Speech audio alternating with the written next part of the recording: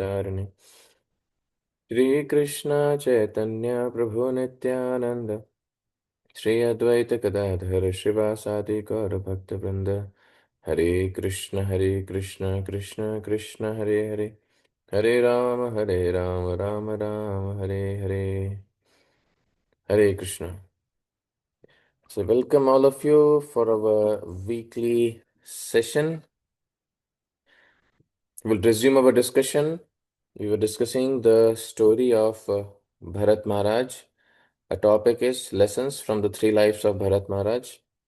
And we discussed two of his lifetimes and his kingly life, where he was in Pola Ashram, and then his life as a deer, where in his first life he gets attached to a deer and he leaves his body thinking and attaching himself to a deer.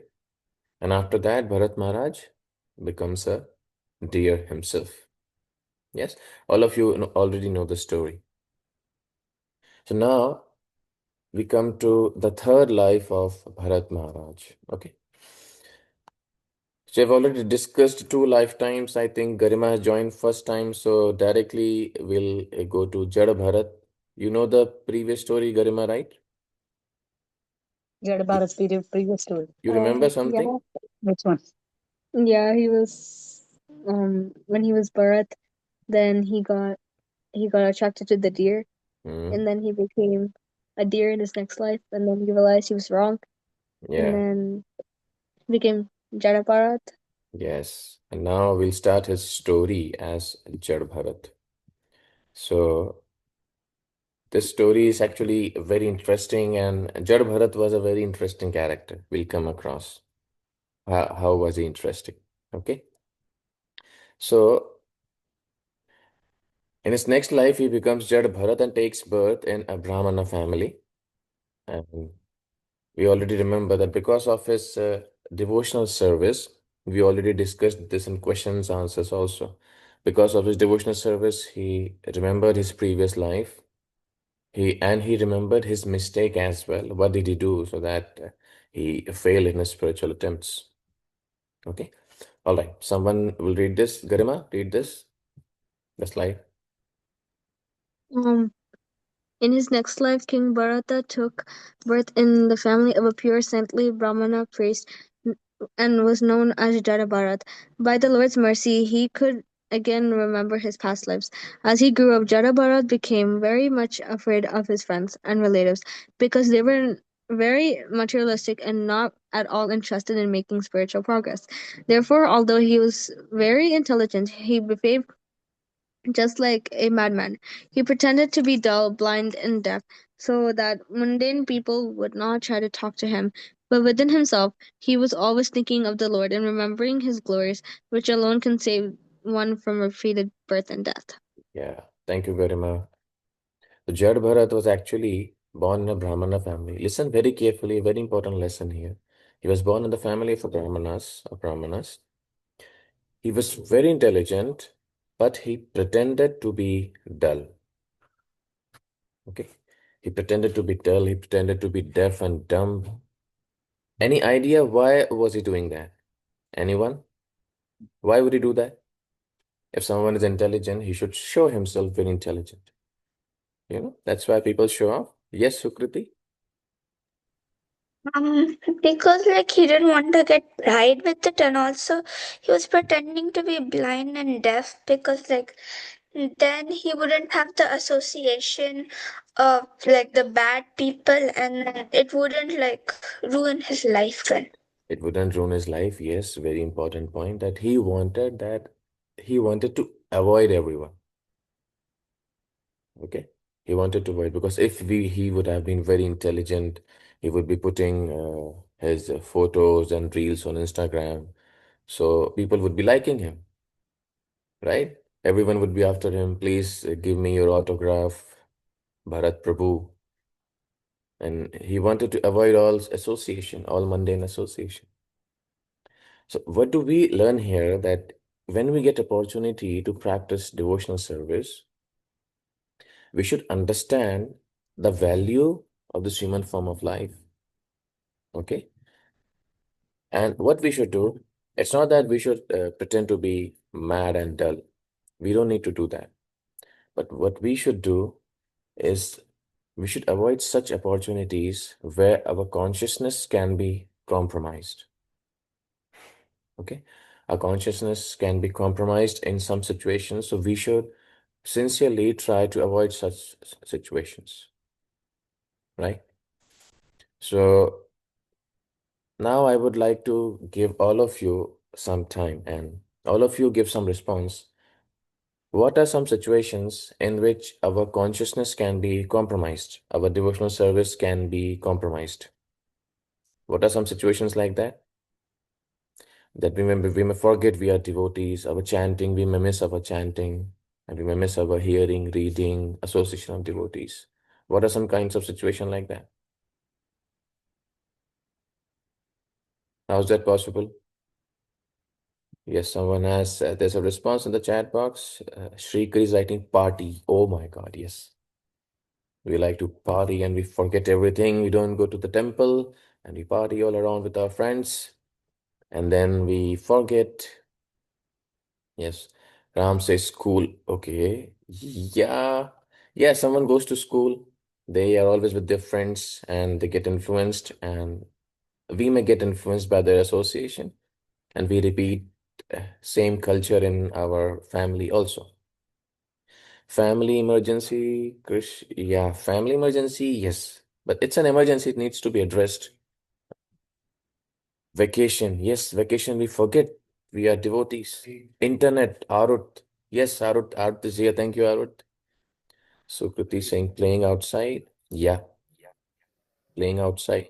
More than playing outside is will be playing in such a way that we get influenced by the association of our outside friends. Okay. So it's very, very important that even though we are devotees, even though we go out in the material world to take some association, either in form of our school, university, or some friends, and when you grow older, when you grow up, all of you will be going for doing some jobs or business. So we should not compromise our consciousness. Because when one is not sincere enough, what he thinks, he may think that when I was in association in my family, like it was kind of choking my free will. My mom and dad never let me do anything. Now I am in this world. I live my life free, earning a lot of money with all my friends. So that in that way, our Krishna consciousness can be compromised. So a very important lesson to be learned here. In any situation, we should always remember this. In any situation, our Krishna consciousness should not be compromised. Even if we go to school or we may go to outside, we may go outside, we may go to university, we should take care, we should be cautious. Okay, and that's why Bharat pretended to be dull. How he pretended to be dull is being demonstrated here. Yeah, now there's a question here. You can answer this A, B, C, or D. Can you think of a way to escape a friend who's adamantly calling you for a movie? What will be your response? How would you avoid this situation? A, B, C, or D? Give your response. Or we may also tell him, actually, that's what I was waiting for. No one, my mom never takes me to a movie. So we'll go together on Saturday. Tomorrow, Saturday, right? Yeah. So Kriti says A and C. Arut is saying A and C. Okay. And more responses? Yes, we can give any excuse. All four options can be correct. We can give any excuse because somehow or other we need to avoid that situation. Okay, somehow or other we need to avoid that situation and stop ourselves from going to the movie. Yeah,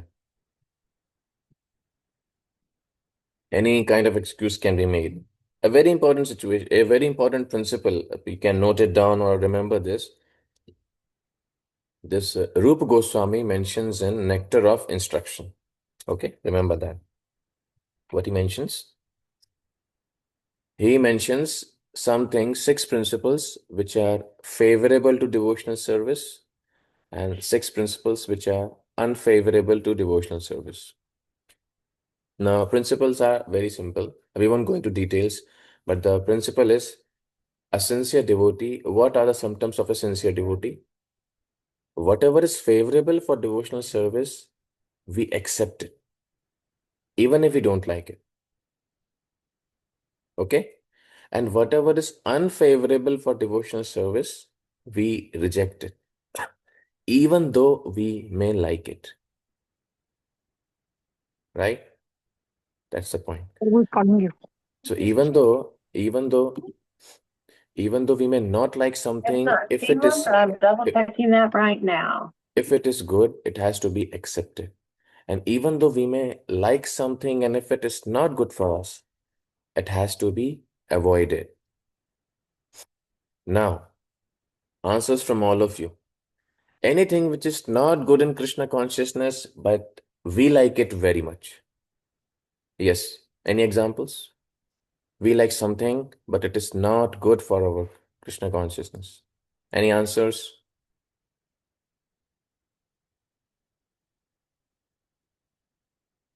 We have some response in the chat box.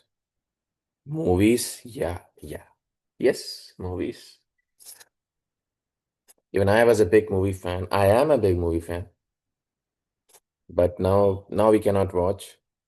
TV shows, yes. Playing video games. Arut saying playing video games. Anyone else? And what else? Series, yeah, web series. Anything else?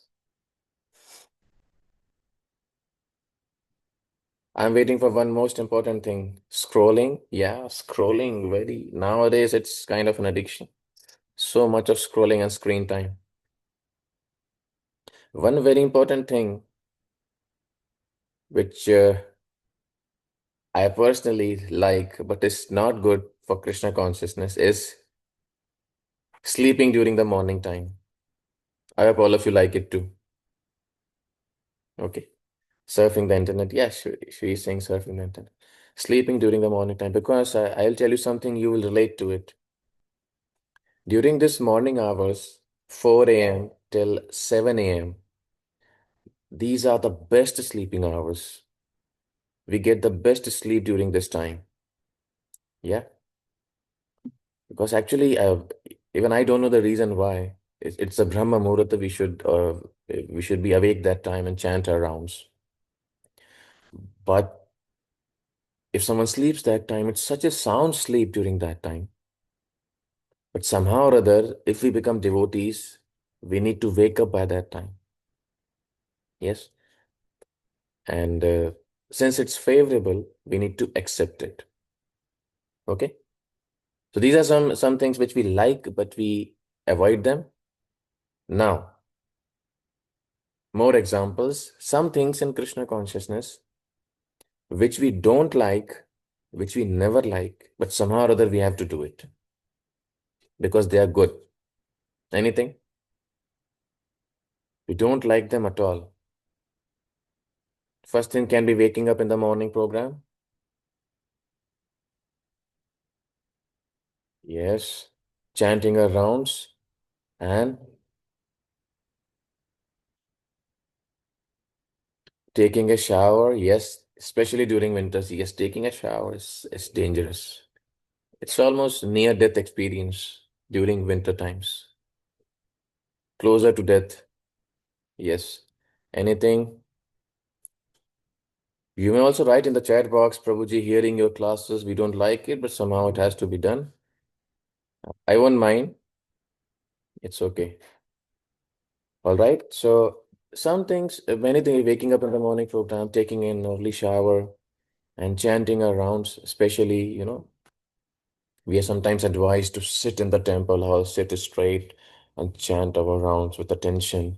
And then our mind is screaming that let's go out in the garden and we'll chant with our friends sitting on the benches. And we don't chant anyways whenever we sit with our group. So, and It can also be prasadam. Sometimes we don't like the menu of the prasadam, right? It has happened many times here in our temple. Some kids came to me, some young boys and girls, 13, 14 years of age, and they had come to me and they asked me, Prabhuji, what's the menu for today's program? And I told them it's just khichdi and some pakoras. They were very disappointed and they became upset with me that what is this? Khichdi is not prasadam, just khichdi. Khichdi is not prasadam. How can you give just khichdi? You should make pasta, noodles, things like that. And they were very upset when they came to know that I have banned pasta from the temple. Because I was the kitchen in charge, so I banned pasta because pasta is refined flour. So I was getting healthy that little bit of healthy that time. So I banned pasta. Not banned completely, but somehow once in a month we'll make pasta like that. And the kids were very upset with me. But how can you ban pasta? Pasta is so nice. You just keep making khichdi. We don't like khichdi. So this is something we don't like, but somehow we need to do it. Okay. Prasadam can be one of the issues, and coming to programs can be one of the issues. We want to go out and play, sitting in classes, doing services. Even though we don't like some things in Krishna consciousness, some principles, but they have to be practiced out of our duty, out of our commitment. And some things we like it very much, but if it is not good, it should be avoided.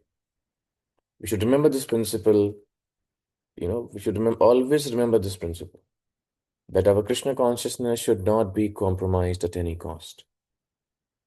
Okay? Like, I'll tell you something. If you want to if you want to chant early in the morning, the first thing we need to do is take rest early, sleep early. And for sitting at a place and not getting distracted, we need to take early dinner before sunset and then sleep peacefully, so that it gets digested nicely. So whatever is favorable for making our Krishna consciousness steady, we need to accept it, right? That has to be done. So devotees should remember, all of us should remember this principle that whatever is favorable should be accepted. Remember this. And whatever is unfavorable should be avoided at any cost. Right? Okay, we'll move ahead. Yeah. Yes, so someone read this, please. Who's there with us? Who like to read? Yes, Sri, please read. Jada Bharat's inner spiritual advancement unknown to people. Jada Bharat's nine step-brothers considered him dull and brainless. They could not understand Jada Bharata's inner spiritual advancement.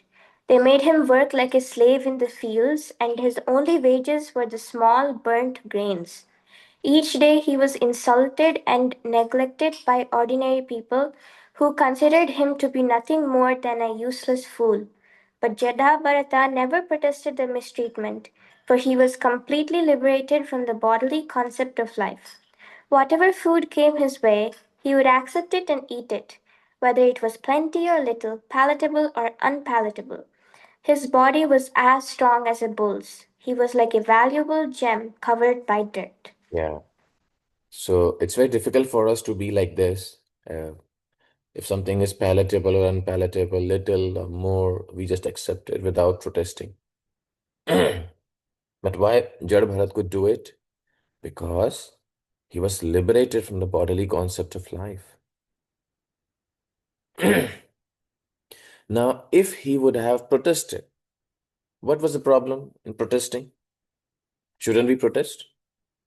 If something is palatable, unpalatable, little or more, if someone insults us, if someone mistreats us, shouldn't we protest? Why we shouldn't protest? What do you think? You're like, why shouldn't we protest? We should punch him on his face. Why shouldn't we protest? Why devotees avoid protesting? Why devotees avoid such situations? Or why should we avoid such situations? Any responses? Why do you think? We should avoid situations. Even if someone insults us, we avoid such situations. We just tolerate. Even if someone giving us food and all, good or bad, we avoid it. Yes, Sukriti? Because it's like a waste of time and it like makes her consciousness go down. Yeah, exactly. Very good point, Sukriti said that it wastes a lot of time. Now, Jad Bharat would have fought with his brothers. Like, who do you think you are? You don't know I was Bharat Maharaj in my previous life. I was king of the entire planet. You don't know my identity, you idiots. I'll curse you. You'll go down to hell. He would have wasted his energy. He would have wasted his time. So therefore, anytime there is some situation which is provocative, which can provoke us, we should avoid responding. Instead of reacting, we should respond. We should think and then respond. That is it favorable to my Krishna consciousness? That's what Bharat Maharaj's Jar Bharat's mentality was. And Prabhupada is mentioning he was a valuable gem covered by dirt. Okay? Now, we already completed this question, right? He did not want to be distracted this time. So he was avoiding every situation to get distracted and waste his human form of life. Right? Okay, now someone read this. Yes, Sukriti, read this.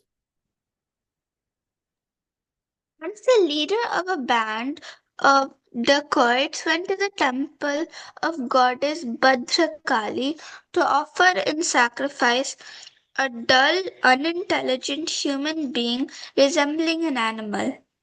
Such sacrifices are nowhere mentioned in the Vedas and were concocted by the robbers for the purpose of gaining material wealth. Their plan was spoiled, however, when the man who was to have been sacrificed escaped. So the chief robber sent his men out to find him. Searching through the field and the forest, in the darkness of the night, the robbers came to a rice field and saw Jadabharata, who was sitting on high ground, guarding the field against the attacks of wild boars. Wild boars. Jadabharata, wild Mm-hmm. boars. Jadabharata taken for sacrifice to temple of goddess Kali. Yeah. So they were about to sacrifice a human being so that they could get some material wealth. But what happened? The person they kidnapped, he he left, he escaped, he ran away. So the plan was foiled. Their plan, like they were very upset. So then what did they do? You must have seen in this, you must have seen this in a movie. That if the villain kidnaps someone and they escape, untying their ropes and then what happens? So they start searching them in the forest. They were searching for him in the forest and then they found Jada Bharat. So the sacrifice has to be done by dull, intelligent men. So they thought, even though whoever we kidnapped, he left, he escaped, this is a good option. So let's catch Jada Bharat and let's sacrifice him in front of Goddess Kali. So in this episode, Jada Bharat is getting kidnapped. Jada Bharat gets kidnapped and he was taken. So like this, he was taken now by the robbers. They caught him, they tied him with ropes and they were taking him. So their plan was to sacrifice him, cut his throat and leave so that Goddess Kali would be pleased with them. And now, can you guess what was Jada Bharata's reaction? What was he doing? He simply surrendered to them, didn't protest, didn't retaliate. Of course, whenever something happens like this, we should retaliate. We should try to save ourselves. Yeah, we should try to save ourselves. But what happened? He didn't retaliate because he thought that it's Lord's arrangement. If Lord wants me to live, he let me live. If Lord wants me to die, it's Lord's arrangement. These dacoits are just some medium. Okay. So now someone read this. Damodar, would you read this? Are you there behind the screen? Yes. Yes, please, Damodar. The robbers thought Jada Bharata would be a perfect sacrifice. They bound him with strong ropes and brought him to the temple of goddess Kali. Due to his complete faith in the protection of the Supreme Lord, Jada Bharata did not protest. His consciousness was, "My Lord, I'm your eternal servant, and like, if you like, you could kill me, or if you like, you can protect me. In any case, I'm fully surrendered unto you." Yes, that's what Jada Bharat was thinking while he was taken to goddess Kali. And we already discussed this. Why did Jada Bharat not protest when he was taken by robbers to be killed? Because he had full assurance. Option C is the correct answer. He had full assurance and he had full faith in Lord because Lord gives protection to his devotees. Krishna says in Bhagavad Gita that my devotee never perishes. Kaunteya pratijanihi name bhakta pranashyati. A devotee of the Lord is protected in all circumstances. And the devotee has full faith in this. Therefore, he does not protest every time. Okay? Yeah. And then what happens next? Yes. Who would like to read this? Yes. Oh, Krishna is here. Hare Krishna. Yes, please.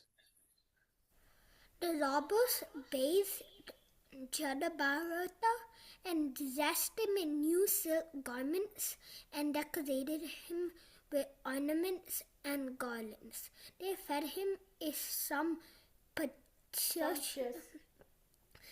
last meal and brought him before the goddess.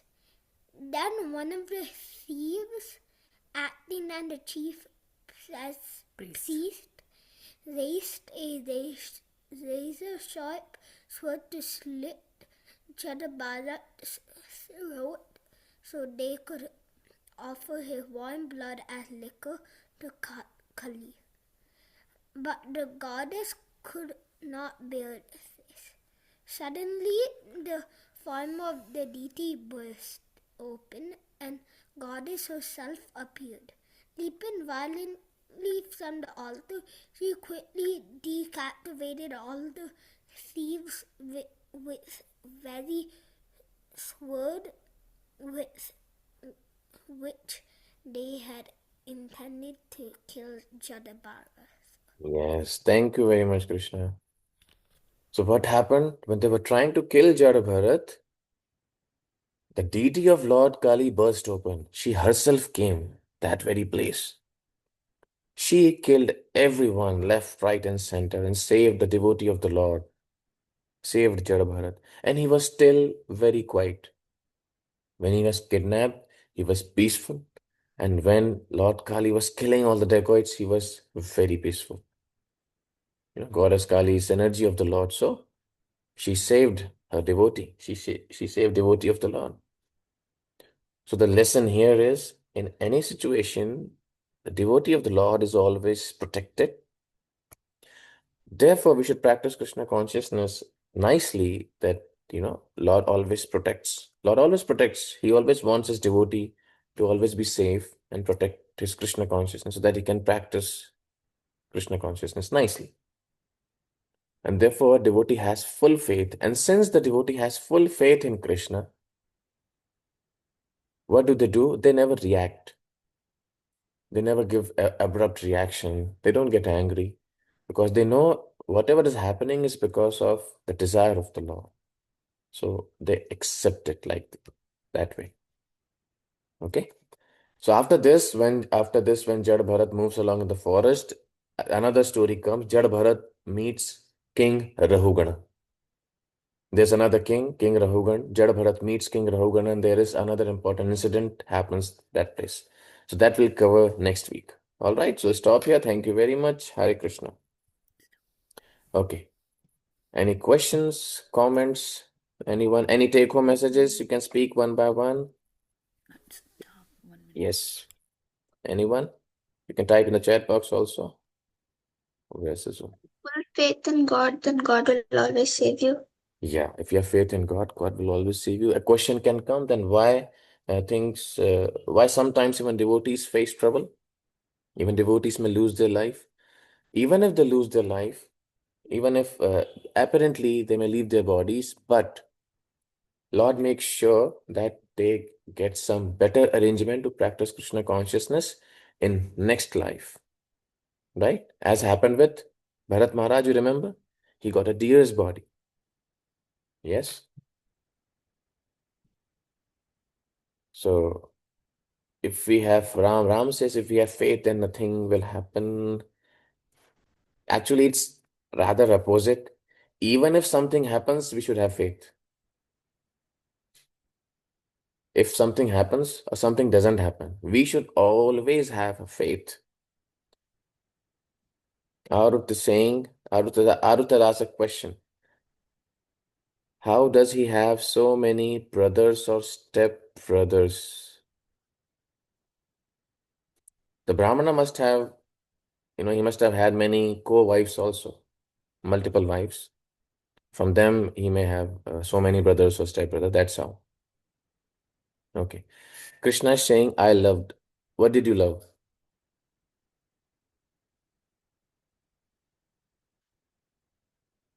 And Srikar is asking question. Yes, Krishna. I love this story. Love the story. Oh, thank you. Srikar is asking. Okay, you're saying, mention, take home message. Lord will definitely do what is best for us. Exactly. That's the point. Whatever Lord will do for us is the best. It may be apparently bad or apparently good, but ultimately is best for us. That we should have full faith. We should always have faith on Lord. Yes. Anyone else? Okay. Other Sukriti, would you say something?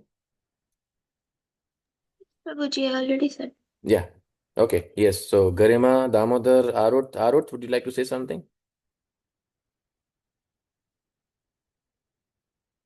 Are you I there think the behind? story was really good. Yeah. There's one more class, one more incident. Then after this, the story will be finished. Okay. Lord will do whatever He wants to do with us. Yes. And this we should have full faith. Krishna is saying, Lord will do whatever He wants, and therefore we should be surrendered to Him. Okay. Damodar, anything from your side?